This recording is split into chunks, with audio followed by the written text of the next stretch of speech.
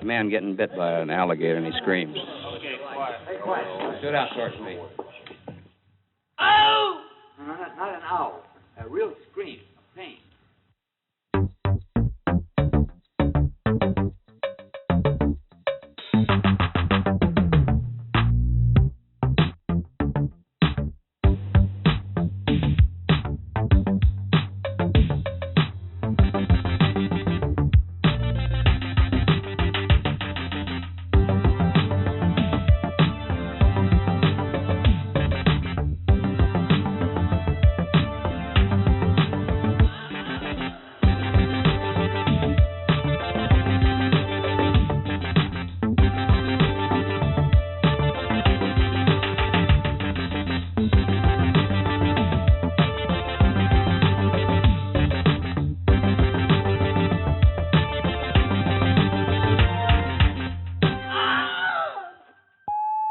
Welcome back, Screamers. We're here with Jay Pendarvis. Is I'm saying your name right? Yes, sir. Okay, awesome. I was always worried about where the emphasis was going to go. A couple people, it's a difficult name when you look at it, but it's not when you just sound it out. It works. You know what I mean? Right. So he's the writer and director of a short film here at the Dallas International Film Festival called See You Soon. It's a film about loss, the things we don't say to one another, a little bit of grief. I was going to start, I know you just recently, probably 2 years ago, right, got, you're repped by M88. Remind me of the program that you're in that's helping you develop your feature. Yeah, absolutely. So I went to undergrad at the University of Virginia, and I wrote this feature called Brother's Keeper while I was there, and I sent it over to this screenwriters camp called Anti-Gravity Screenwriters Camp. That's right, Anti-Gravity, yeah, production company that... Their biggest, or their first movie was Dee Dee, that came out about 2 years ago. Right. And they've got some other stuff coming out, as of recently as well. But I was brought to this camp over the summer in Lake Arrowhead, California, and we kind of workshopped, had mentors and all these things, and we've decided to continue working with each other and essentially develop this feature. Yeah. That's awesome. How much was it like? How much was coming out of undergrad where you had this idea? Like what did they do for you? Like, how much was it different? Like when your script went in to when it came out, how did it evolve? And it just got more complex for sure. You know what I mean? I think I wrote something. I had a good base when I was in undergrad. With the story beats all there and the act breaks and everything like that. But they really just kind of, juiced it even more. Essentially, we found more things that we could kind of work with in the story. I always think of it as like, I hope this isn't the wrong thing to say, but no, please. I always think of it as like you write your script and that's like kind of like the bones and everything. And then you kind of like when you rewrite, you're juicing up with a bunch of steroids and stuff to make it like the fuller, more impactful story it can be. Right. Yeah. That's cool. Because I was always interested in the process because a lot of times you see. Especially short film, people who make a short film, it's always interesting to me whether or not, it was born out of the short, your feature length was born out of a short, or did you start the other way around? How did you decide, and we'll get into the themes, I really want to talk about the movie, but I'm really interested in the process as well, but how did you decide out of your script what part to focus on in the short realm? Oh, that's a good question. I will say the short film isn't necessarily a piece of the. Okay. It's kind of like the whole thing, if that makes sense. Yeah, absolutely. I really just wanted to kind of capture everything. We had the biggest thing is two brothers who are dealing. Well, one brother who's dealing with the loss of his older brother. But on top of that, there's the love interest who is Kayla, who's the waitress in the film as well, which I thought was important to have because no matter what it is, whether it's a short or a feature. I didn't want it to be, sadness for 9 minutes. Just I don't want it to be sadness for an hour and 30 minutes. There's, when things happen, when I've lost people at the end of the day, I'm sad. But there are moments in the day, even when I just lose them, where it's like I'm gonna cry, but I'm also gonna laugh a little bit and I'm gonna smile because that's just how human beings are. You know what I mean? It's never 100% sad. So I wanted to capture that. I wanted to capture the brotherhood, the love interest, and then kind of this back and forth decision on what should I do. Someone just murdered my brother. What should I do about that now? You know what I mean? And that's a hard decision. I think that a lot of people or people in certain areas definitely go through. But regardless, when somebody hurts you, you kind of want them to feel that exact same pain, whether it's in that extreme way or not. It's interesting because I think Kayla does provide such a great balance to the story. Right? It provides that because you're right. If she's not there, then it is kind of just maybe almost like a plotting of revenge piece, or just like you said, just about being sad. I think that element adds so much of a larger layer to the entire story. So you say, so going back to your point. So this is not necessarily a scene from the film. Just kind of how did you approach then making this proof of concept from a story perspective? Yeah. Oh man. I think the biggest thing was we needed it to be scaled down. You know what I mean? When I was working with Anti-Gravity and we were trying to figure out what can this proof of concept be, we were like, can it be one location? You know, a couple actors, and no more than $50,000. Oh, sure, right. And that was really the biggest goal. So that's why it's set in this diner, and we tried to use the space of the diner as much as possible. But we had 2 days to shoot this with 12 hours, and 12 hours, you got an hour for setup, you got an hour for cleanup, so you really got 10 hours, and then in between all the notes and things that are being given, you're not shooting for that long of a time. So we really were just trying to work through it as quickly as possible and just kind of keep it contained. That's awesome. So was there any, because what I find a lot of times in short films, I think what your film does so well is it able to tell that story, your full story in a short, in that like I said, 8 minutes really. I think a lot of times filmmakers have a hard time with knowing when to end their short or not giving away too much. Was there any struggle in that sense of like encapsulating this entire story in this moment? Like I said, I know you were under constraints, but like from a storyteller's perspective, did you want to give more? Did you want to take not show as much? Yeah, I mean, no, when I watch it now, I wish there was more in it. I'm not gonna lie to you. We have talking here, we got talking there. You know what I mean? I wish that there was more action that I think we do see in this feature. Of people moving around and doing things that are a little bit more interesting than just the dialogue. So I do wish that was there, and we played around with the end because we have, if you extend the 2 shots at the end, we have the guys pulling out their guns from their waist and everything like that. But we kind of decided to end it before that point. We don't want to give too much away about what happens in the actual feature, what decision actually gets made. But we did play around with letting those clips play out, throwing gunshot sound effects at the end and everything. We were like, let's just leave it how it is, No, I think you made the right call. I mean, like, just from my humble opinion, I think you made the right call, because I think your signature, period on the film is the title card coming up at the end, and I think your title can mean so many different things. It could be a note to Kayla, it could be a note to his brother, it could be a note to the man that he's confronting. I think it's so well done, that end. I think you did a really, really great job of that. Thank you so much. Thank you. It's funny. I remember in the original draft, the line was, he says "see you soon" to his brother before he walks up and goes over to the guy, and that was where that title came from. I just never kind of changed it, and I was like, man, I hope this still works. You know what I mean? But it came from an actual line that was said that I thought I assumed he was talking to his brother, almost as if he's admitting, this is gonna happen to me. And I'm probably going to end up there with you, you know what I mean? So I'll see you in person soon type thing, Tell me a little bit about how you got in touch, how you found your actors. Because I know, at least, from your press release, that these are the people that are going to be, following you, at least at the moment, into your feature films. Is that correct? Absolutely. Yeah, no, it was a blessing. I mean, I was lucky enough, as soon as I graduated undergrad, I went straight to that fellowship. And, a month after that, I signed with management and moved out to Los Angeles. I had a crazy kind of way of getting into LA, and like I said, I was just lucky enough to have met all these great people. And M88 kind of facilitated all the relationships between Asante and Isaiah. Asante was rep by M88 as well, so that was an easy kind of just walk the script over to his manager's office.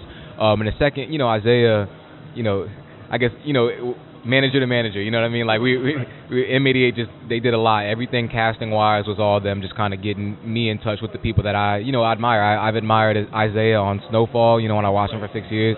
Asante, I saw him in When They See Us, that limited series, and those are the 2 guys I had in my mind when I thought about the short and feature as well. And I was lucky enough to have M88 kind of facilitate those relationships for us. That's amazing. So getting back into so how was it like? I know you created a short documentary as well, correct? Yes. Okay. 11541. Yeah. I have not seen it, but okay. Yeah. So you don't have to watch it. It's okay. No, but how was it? Making a transition from that short doc to this, again, being under that time constraint. Was there any time to learn, or or did you just kind of have to just kind of run and gun? Yeah. Oh, that's a good. I mean, I will say I feel like, it's kind of been a mix of docs and shorts throughout my whole entire life. As a kid, I was doing the little family vacation camcorder, kind of short documentary-ish feel.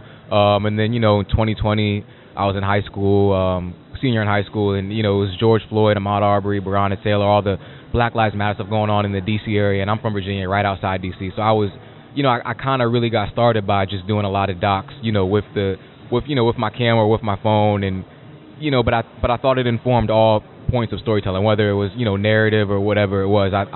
I thought it could all kind of blend together because you're still telling a story regardless. And then, at UVA, I had the opportunity to kind of do a bunch of narrative work as well. Stuff that, I never really put it out there, but I feel like I was practicing as much as I could, in terms of, putting things together on a narrative scale as well. So when it came to this, I don't know. I feel like I had all the right things there, to kind of put it together. And, there's a different prep to it for sure in terms of, knowing how you want to shoot things, what you want to shoot, what the subtext means behind all the characters and what they're saying. But we just had so much time. I had 4 or 5 months to kind of really just kind of hone everything down because we moved kind of slowly through things that I wasn't too it didn't feel like too much of a challenge. Right, too overwhelming. Well, it was a challenge, but right. it didn't feel overbearing. I could get it done. Gotcha. Was Brothers Keeper always the story that you were going to go with? Did you have others that were like you had to decide between? No, Brothers Keeper was the first one. I mean, that's the one that Anti-Gravity's on board with. So that was that was going to be the one that we were going to be able to get the money and the people and everything for to make this short for. So this is God willing. Hopefully this will be the first feature that gets made. Sure. Hopefully. Sure. Just speaking on the themes of the film, I think one of the great, I think what is this kind of like, again, all encapsulated in 8 minutes, does this wonderful thing of like these, after we've experienced this loss, these stories that we still have with one another, the people who are no longer here, but we still act them out with that mindset of this is how they would behave towards me, this is how they would tell me how to behave.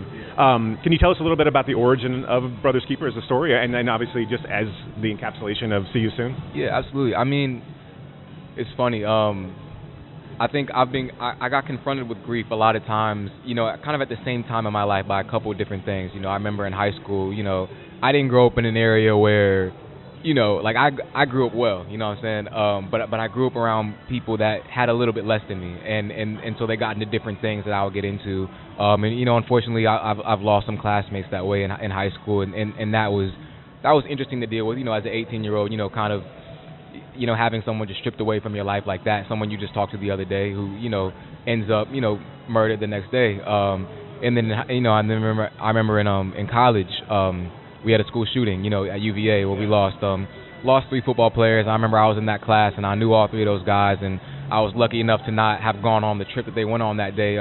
But like I said, we were in the class, so it was a field trip that I was supposed to go on.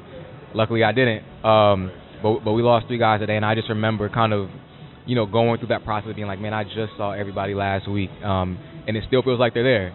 And on top of that, I had lost my granddad a week before that, and I lost my other granddad a week after that. So it was just like, it was so much loss kind of back to back to back, and so many people that I've lost that I felt like were still there. And I was like, man, I don't know. It was just so much grief at one time that I really just wanted to find a way to tell a story about it, you know what I mean? And I went more on the violent side of things in terms of, having someone ripped from your life rather than, a grandparent. With both of them, we knew, at least a month before that they weren't going to make it too long. It's all different ways of grief, you know what I mean? But I wanted to tell a story about what I was going through at that time at 21 years old, and just kind of being confronted with so much death at the same time. Yeah. I think again how this story is set from a younger brother's perspective, who's the survivor, having that loss and having all of that anger and that transition you have to make in life to kind of to be what your older brother is presented to you, and then obviously having those inner turmoils of him coming back to you and saying, this is not what I want for this is not what I would have wanted for you, and this is you don't need to be doing this for me. It's not your job. I think it's a really it's a really powerful statement.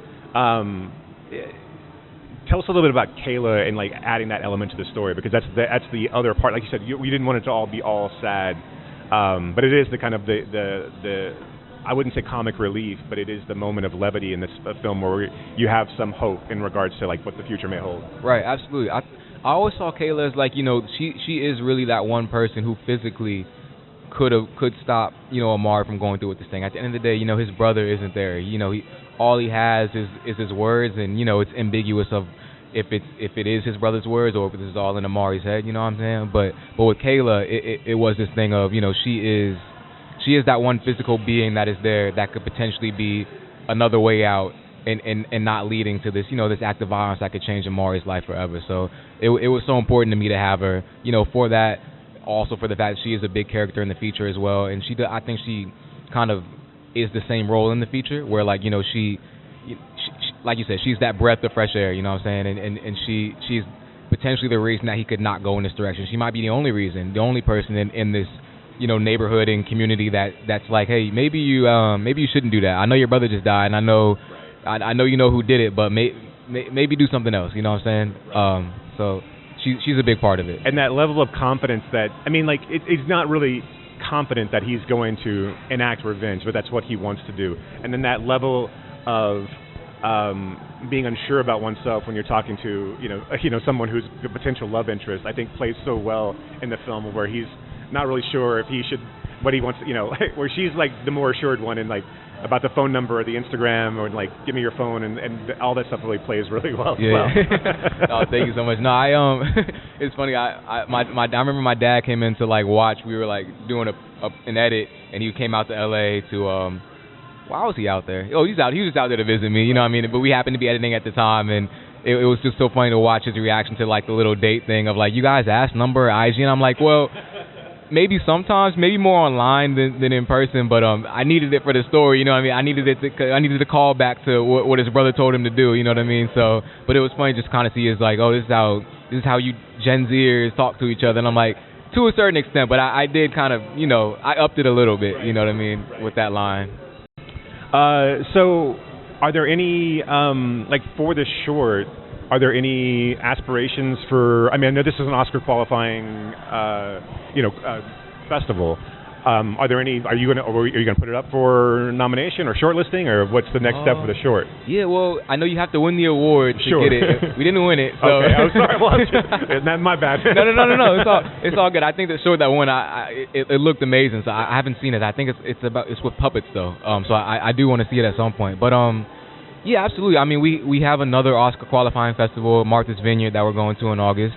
And in between that, we're hoping to get some others as well. So if we're lucky enough to win at any of these places, then we'd love to put it up on the long list and potentially make it to the short list. But on top of that, I just love going to different states and kind of showing this thing and kind of, America's just such a crazy big place with so many different people, and I just love being able to bring the story that I have, but also learn other people's stories as well and other things about the human experience. I think there's certain things that we all feel. Grief is something that we all feel, regardless of who you watching on the screen. We've all felt that at some point in our lives as human beings. So I just love being able to spread that around the country, and I'm hoping that if we do it enough times, someone's gonna be like, we should make this 90 minutes. You know what I'm saying? And, right. And show what this thing can really do. So yeah, what's the next steps for you then in regards to this story? Are you waiting on funding to kick off production, or how's that all going to work for you? Yeah, if you can talk about it. Yeah, absolutely. We're definitely going the financing route now. We're going out to folks and pitching the script along with the proof of concept and the package that includes, Isaiah and Asante, along with the producers at Anti-Gravity. So we've got a full package. We've got a lot of things. I think this proof of concept was kind of the last piece of the puzzle that we needed before we really started pitching this thing out in LA and hoping to get some money for it. So between continuing to go to festivals and working on other things as well. At the end of the day, nothing is guaranteed, nothing is promised. So I'm like, I just want to continue making things. I want to continue showing different ways that Americans are living in this time, and get it out to the people, because I think we have a lot of division, and I hope that if we can just continue to tell human stories, right, that we can come back together a little bit more. You know what I mean? Absolutely. And this and you've tapped into something, not only just the grief and what we don't, the things we don't say or wish we had said. You tap into something universal here, and it doesn't, regardless of where you come from, regardless of your background, this is something that's going to affect you in some way, shape, or form throughout your life, right? So that's amazing. All the best of luck to you. How has the reaction been so far to the film? It's been I think it was good. Good. You know what I mean? Like no one's come up to you and like that was terrible. No one booed it through tomatoes in the theater back then. So no, I think it was really nice to show it yesterday. I was the biggest screen that I've ever seen it on. Oh, cool. So got to sit in there with my mother and my sister who came out awesome. from Virginia to see.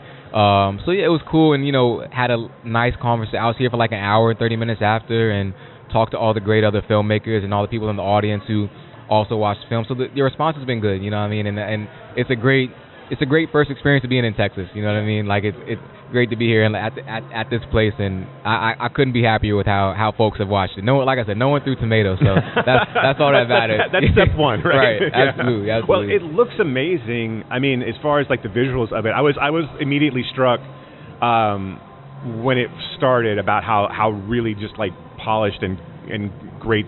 Just the I don't know the right verbiage I'm looking for, but just the kind of the colors and the saturation and how it looks like we were walking into this diner. Did you put all that together yourself, or did you have like a DP or like? Yeah. I was about to say I wish I knew how to do all that. I think I had like an idea in my head, but then the DP / cinematographer and the gaffer they really kind of bring it to life and push it so much further than what you think it can be. You know what I mean? I wish I was more of a DP director, but I think I'm more of a writer director. You know what I mean? But no, they pushed it, and then then we in the color grade us also they brought it out so much more because how we shot it in the diner doesn't really look like how it's on the screen. Sure, you know right. What I mean? My match. Much darker on the screen, much more greens and blues we're playing with versus in the diner we just went with the safe lighting so that we had stuff to play with when we got to the edit. You know what I mean? But no, we definitely we all work together for sure. But there's such a giant team that was behind this thing, at least 30 people on set, and then so many people in post-production as well. That's like I can't take any credit. You know what I mean? I can't even take credit for what they were saying and how they were saying it because I say it as Asante at that point. You know what I mean? So I just kept saying yes or no at the end of the day to things. That's amazing. Just a little bit about the music that you selected, because I think that plays I mean, like it's subtle, but I think it plays a really good just in setting the vibe of the film. How did you go about or selecting the music of the show? I know there's only 2 songs in there, but how'd you select those pieces? I worked with editor Andrew Litton, and he kind of put some temp music in there to start off, and there was 2 songs from These Sacred Souls, just this band that sounds like it's from the 60s or 70s, absolutely, right. but they released it in like 2020, you know what I mean? And I was like, man, this it sounds really good, and I love it, and I love the Sacred Souls. So I was like, is there a way we can keep this thing in? You know what I'm saying? Because I wanted this diner to feel old. And I wanted this music to feel kind of, reminiscent of something as well. And I think, I don't know, I think when you mix some reminiscing stuff with modern stuff, you get this almost like, modern nostalgic feeling without having to wait 5 to 10 years for it to feel nostalgic. You know what I mean? So and you have a nice balance of kind of the timelessness of like the diner setting and the universality of it all, right? And then you kind of bring it back into the modern world with the Instagram and the kind of the kind of Gen Z interaction that I think really plays well together. That's really cool. Yeah, absolutely. No, it was great. We bought the rights for it, which is expensive. You know what I mean? It drove the budget up crazy. Made my manager, I'm sure, pretty stressed as he was trying to. Texting, the Sacred Souls manager, being like, "Can we please get the music?" And it took them, about a month to get back. Negotiating everything. Yeah, absolutely. But they finally did, and so like I said, I think it worked out well. And I wanted some type of music that people could be like, I know this song, rather than a score the whole entire time. Sure, right. So in like is Brothers Keeper, as far as the script goes, is it pretty much fleshed out and good the way you want it, or? I think. Do you think it's a viable product? I mean, like, do you think you're going to be able to get funding for it? And like, this is what we're going to go with? Yeah, absolutely. Oh man, actually, let me not answer that question. Sure, no. I mean, I don't want to make you uncomfortable. No. I'll say I'm at USC Film School right now, and it's so it's so interesting being there because every time that you do something, whether it's the short or the script, you learn something new in class week by week, and you're like, man, like. I didn't do this, I didn't do that. There's things that I can do to make this thing better. So as much as I would love to say the script is at a great, it's perfect, I know it's not perfect. I mean, nothing is ever perfect. Right. And as you get into it, things probably will change. Absolutely. But I think the script is in a good enough place to start showing folks that, we showed Anti-Gravity. The managers have seen it. Everybody who's behind this thing believes in it. But I will say, if I got time to rewrite before we go to the next meeting, I will definitely be doing that. You know what I mean? Because you just learn. Being at, like I said, at school, you just consistently are always learning and realize you don't know anything. You know what I mean? Right. So are there any other festivals, like if people are listening, where they could? I know you said Martha's Vineyard. Where else are you slated to play anywhere else at the moment? We haven't heard back from anywhere else yet in terms of getting in. Yeah. We've gotten rejected. You know what I'm saying? Sure. But we can tell people not to go to those festivals at all. Right? Screw those guys. Yeah, right. Oh man. We had some ambitions. You know what I mean? I remember our first one was South by Southwest, and they sent a really nice email, and I was very grateful that the programmer reached out personally and was like, we love it, but not this year, but please send again next year for whatever else you got. So wanted to go there. Tribeca, also a giant one as well. So we've heard back. We haven't gotten into everywhere, but we've got a lot more that we're still waiting to hear back from. So I'm optimistic that over the summer we'll have other places we're going to. Oh, that's awesome. And if I may be speaking out of turn here, but Fort Worth also has the Oscar qualifying selection process. I don't know. I'll look into seeing how you can submit, but I'm on the selection board for those films. A very small part. But I would love to see your film come through Fort Worth. Again, I'm not a huge short film fan, which makes surprise why I shouldn't be on a short film selection committee. But and I would say a fan. I feel like I appreciate the lower barrier to entry. But I also, when someone with your artistry comes through and really can shine in that format, I think it makes it stand head and tails above what you normally see in short form film. So kudos to you. Hats off to what you've accomplished. And if you're open, I'd love to keep in touch because I really want to see where Brothers Keeper when it comes out. I'm excited to see it and the path that it takes. Oh man, thank you so much. No, I appreciate you taking the time out to speak with me. You know what I mean? I know I'm just so grateful I'm able to talk about this film to people and people enjoy it. So I appreciate you. And again, for whatever it's worth, from just some dude, I think it's got a great potential, and I'm excited to see where it goes. And I'm good luck on the screening tonight. And man, I'm glad you're here, and I'm glad I got a chance to meet you and talk to you about this great film. Absolutely. Thank you so much for having me. Appreciate it, man. Appreciate you, man.